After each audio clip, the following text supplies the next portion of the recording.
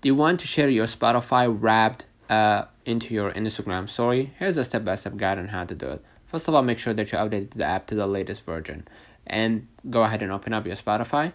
And every end of the year, they have this feature. Spotify, I'm talking about.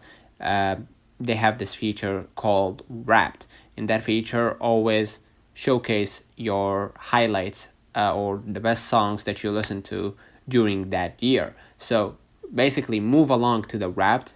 At the top, you're gonna see it highlighted, and then what you're gonna do is scroll a little bit down and get to see the top songs that you listen to in 2024. Hold, right, and then what you're gonna do, click the share button, and then scroll a little bit down to see the window at the bottom, and you're gonna be able right here to see stories.